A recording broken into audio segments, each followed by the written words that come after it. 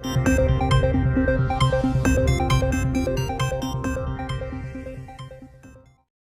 किसान KCC card बनवाता है सभापति महोदय, तो किसान को बैंक द्वारा 6(1) के 3 प्रोफार्मा दिए जाते हैं, उनकी 3 प्रतियां दी जाती है और वो प्रति भर करके उसको तहसीलदार को देनी होती है। तहसीलदार फिर उस पर नामांतरण खोलने के लिए आदेशित करता है पटवारी को। फिर वो व्यक्ति जाता है पटवारी के पास, फिर पटवारी उसको नामांतरण खोल करके मिलान के लिए भेजता है गिरदावर के पास। फिर वो पटवारी को बिठा के गाड़ी में जैसे तैसे हाथाजोड़ी करके पैसे टके देके और वो ले जाता है गिरदावर के पास मिलान के लिए। फिर मिलान कर लेता है, फिर वो वापस आ जाता है पटवारी के पास, फिर वो जाता है तहसीलदार के पास, फिर तहसीलदार उसको स्वीकृत करता है, फिर वो वापस तहसीलदार भेज देता है पटवारी के पास, फिर पटवारी उसका जो नामांतरण है वो उसमें वो रहननामा दर्ज करता है, फिर रहननामा दर्ज कर करके फिर वापस तहसीलदार के पास, फिर तहसीलदार जी फिर वहां पर उसको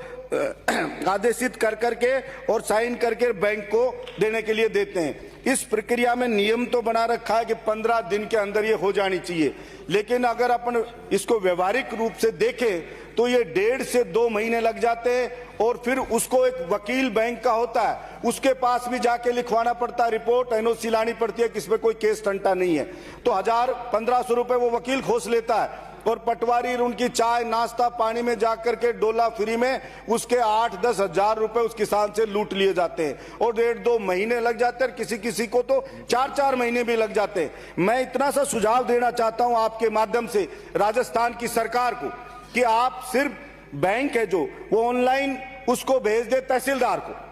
और तहसीलदार उसको 7 दिन में कर करके ऑनलाइन ही उसको म्यूटेशन वगैरह रहननामा दर्ज करके भेज दे बैंक को, तो उस काश्तकार को बेचारे को लुटना पिटना ना पड़े, चक्कर खाने ना पड़े, एनर्जी वेस्ट ना उसकी हो, तो इसमें किसी का कोई नुकसान नहीं है। लेकिन मुझे नहीं पता ये क्यों नहीं हो पा रहा है। अभी ये झुंझुनू में एक पायलट प्रोजेक्ट शुरू किया ऐसे ही कि साहब ऑनलाइन बैंक भेज देगा सब रजिस्ट्रार को और वो भेज देगा उस बैंक को, और वो आराम से हो रहा है, अच्छे से हो रहा है। 4 महीने पहले किया, बिल्कुल सक्सेसफुल है। तो मैं चाहूंगा कि इसको पूरे राजस्थान में लागू किया जाए जिससे किसान को राहत मिले। नहीं तो 20,000 रुपए 1 बीघा के ऊपर उसको लोन मिलता है। 2-2 बीघा जमीन है, छोटी छोटी काश्त होगी, 2 बीघा में 40,000 लोन मिलता है, 8-10 हजार लुटेरे उसका लूट लेते हैं, तो कुछ मिलता नहीं है और उस आदमी को इतना ज्यादा हरेसमेंट होता है उस किसान का, इतना ज्यादा अपमानित होता है वो किसान। इसलिए उससे राजस्थान की सरकार बचाए, ये मैं आशा रखता हूं। सभापति महोदय, कि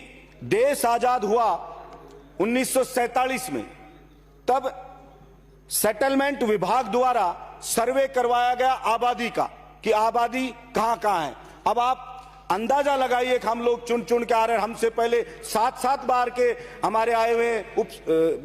राजेंद्र जी हैं, कटारिया जी हैं, ये मुझे नहीं पता ये क्या कर रहे थे इतने दिन यहाँ पर, लेकिन मेरे समझ में ये आया 47 में सर्वे हुआ था। आज तक भी सभापति महोदय ये जनगणना हुई 1951 में, तब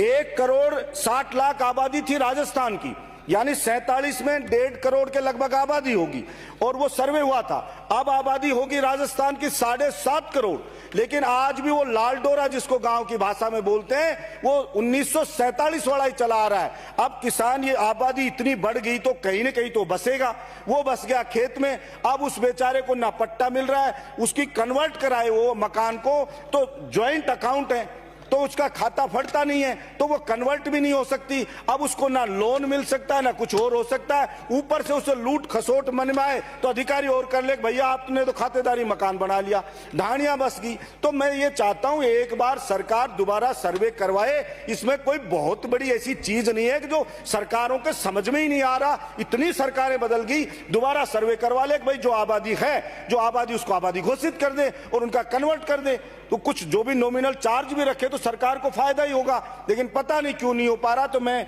आपके माध्यम से सुझाव देता हूं राजस्थान की सरकार को कि दोबारा आबादी का सर्वे करवाया जाए, उस लाल डोरे का दोबारा